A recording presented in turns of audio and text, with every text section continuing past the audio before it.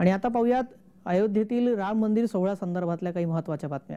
राम मंदिरातील विद्युत रोषणाईचं एक्सक्लुझिव्ह दृश्य जय महाराष्ट्रमध्ये आपण पाहतायत। राम मंदिराला विद्युत रोषणाई करण्यात आलेली आहे। राम मंदिराच्या आतील परिसर देखील विद्युत रोषणाईने आता उजळल्याचं दिसतंय।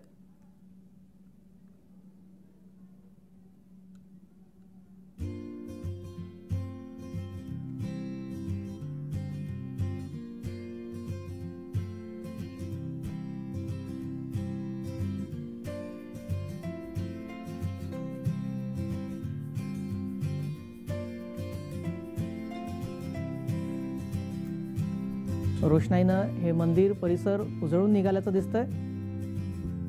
कशा प्रकारे या मंदिराला रोषणाई करण्यात आलेली आहे त्याची ही दृश्य आपण पाहतात।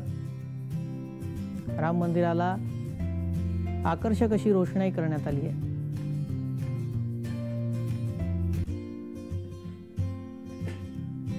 राम मंदिराचा उद्घाटन सोहळा अगदी काही दिवसांवरच आता येऊन ठेपलेला आहे। त्या अनुषंगानं अयोध्या नगरी सजली आहे। ठिकठिकाणी रोषणाई करण्यात आलेली आहे, कुठे फुलांची सजावट करण्यात आलेली आहे, तर राम मंदिराला कशा प्रकारे ही रोषणाई करण्यात आली आहे त्याची ही दृश्य मंदिराच्या बाहेर आणि मंदिराच्या आतमध्ये सुद्धा विविध प्रकारे रोषणाई करण्यात आलेली आहे। आकर्षक अशी ही रोषणाई आहे। या रोषणाईमुळे प्रभू श्रीराम यांचं मंदिर उजळून निघालंय।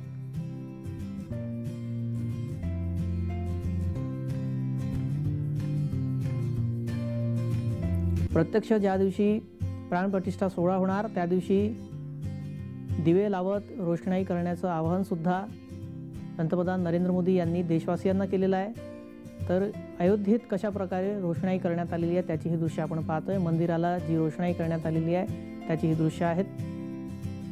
या रोषणाईमुळे मंदिर परिसर आणि मंदिराचं रूप कसं उजळून निघालंय याचा अनुभव इथले भाविक भक्त घेत आहेत।